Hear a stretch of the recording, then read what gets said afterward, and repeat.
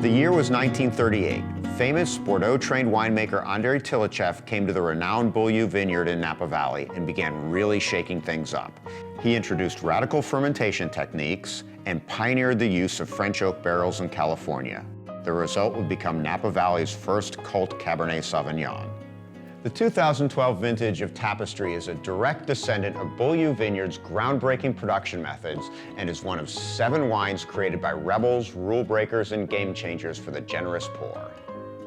I'm here with Jeffrey Stambor, winemaker at Beaulieu Vineyard. When I think about great Cabernet and where Cabernet all started in Napa Valley, Beaulieu Vineyard is the place. And so I was wondering, Jeffrey, what actually is the history of Cabernet and Bordeaux-style varietals at Beaulieu? The history at Beaulieu is to me, one of the most interesting things that really draws me in.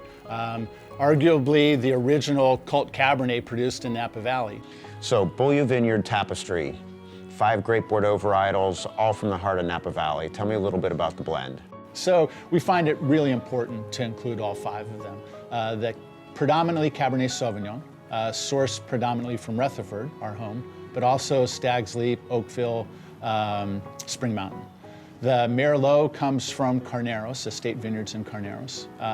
And then just a little bit of spice of Cabernet Franc, Petit Verdot, and Malbec, which come from vineyards that we own in Calistoga and St. Helena.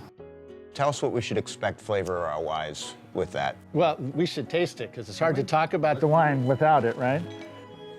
So the first thing I notice is color in this wine. What are you thinking? Yeah, no, real vibrant, bright hue to it, absolutely. It's a young wine. And then, you know, I always look for those primary fruit characters. So a lot of dark fruit, blackberry, some, dark cherry as well. I think the Merlot brings to the blend.